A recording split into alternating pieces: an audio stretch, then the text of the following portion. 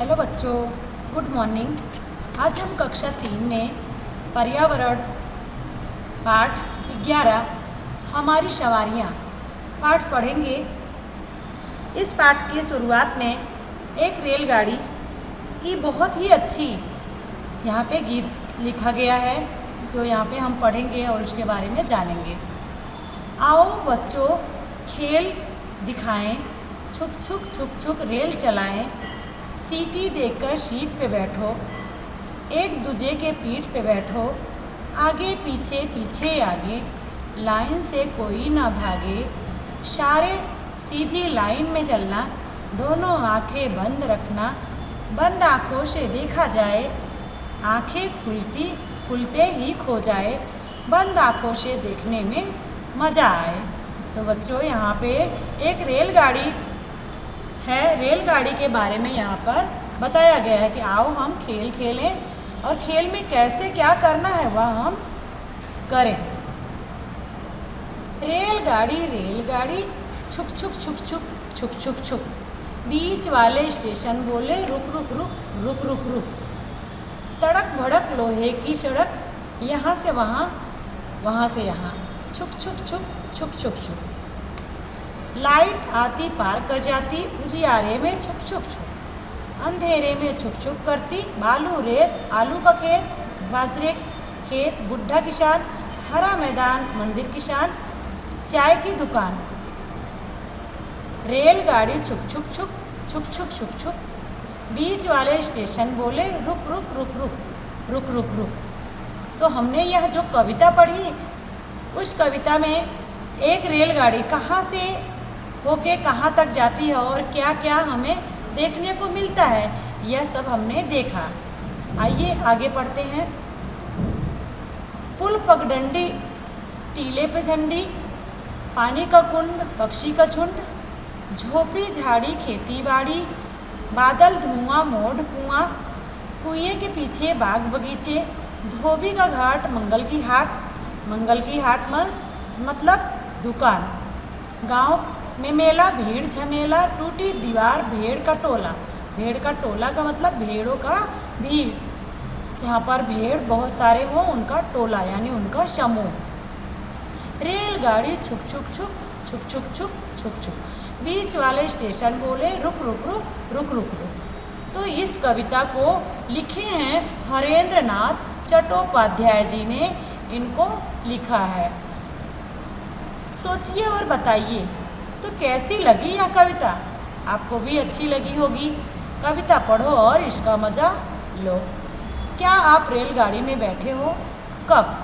तो बच्चों आप कब रेलगाड़ी में बैठे हो वह आपको लिखना है।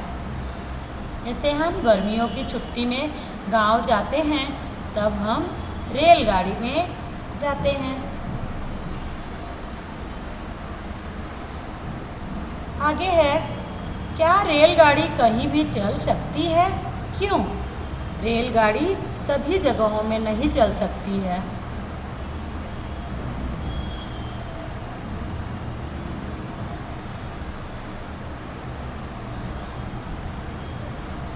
क्योंकि वह लोहे की पटरी पर चलती है।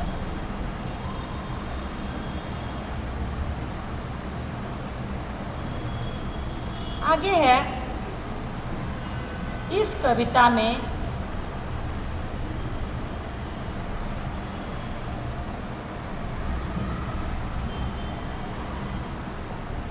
अगला प्रश्न है, इस कविता में लोहे की सड़क किसको कहा गया है?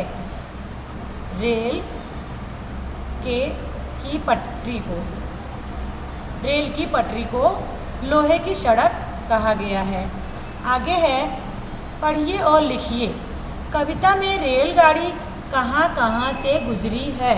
रेलगाड़ी पहले हमने देखा बालू रेत,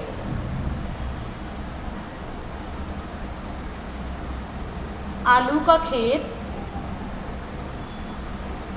बाजरे की खेत, बुढ़ा किसान। आगे हम नहीं लिख सकते क्योंकि इसमें इतने ही जगह है, आप लिख सकते हो। आप किस किस वाहन पर बैठे हैं उनके नाम लिखिए अपनी कॉपी में। आपको जिस वाहन पे आप बैठे हो उनके नाम लिखने हैं। स्कूटर, बस, ऑटो, रिक्शा। आगे हम देखेंगे, पढ़िए और समझिए। छुट्टियों में सब घूमने जाते हैं, कोई नज़दीक तो कोई दूर, कोई बस में, कोई रेलगाड़ी में तो कोई हवाई जहाज़ में जाते हैं। और भी कई तरीके हैं मुसाफरी करने के लिए। यहाँ कुछ बच्चों ने अपनी छुट्टियों के बारे में बात की है, तो आइए हम इनके बारे में जानते हैं। यह एक लड़की है, इन्होंने अपने अनुभव के बारे में बताया है। मैं अपने चाचा जी के पास दिल्ली गई थी। पहले हमने रेलवे स्टेशन जाने के लिए बस का उपयोग किया था। इस बार हमें बहुत मज़ा आ गया। हम मेट्रो ट्रेन में बैठकर ज़मीन के नीचे सुरंग में होते हुए गए। सुरंग में जाते हुए एहसास ही नहीं हुआ कि ऊपर कार सर पर दौड़ रही होगी। तो बच्चों, यह है मेट्रो ट्रेन। मेट्रो ट्रेन सुरंग के अंदर से चलती है और उसके ऊपर से और भी वाहन चलते हैं। अभी यहाँ एक लड़का दिख रहा है, वह लड़का अपने अनुभव के बारे में बता रहा है। जो भी जहाँ भी वह घूमने गया है वह बता रहा है। मेरी तो बुआ की शादी थी, इतने सारे रिश्तेदार मिले, खूब खाया पिया और खेले। बड़े भैया भी अमेरिका से आए थे हवाई जहाज़ में बैठकर। सोचिए तो अजीब लगता है, इतनी दूर से आए पर एक ही दिन में पहुंच गए, क्योंकि हवाई जहाज़ तेज़ चलने वाला वाहन है, यह हमें जल्दी पहुंचाता है। दुल्हन बनी बुआ को जब डोली में ले जा रहे थे तब वह बहुत सुंदर लग रही थी। तो बच्चों, आपको यह भी पता होगा कि डोली भी एक वाहन है।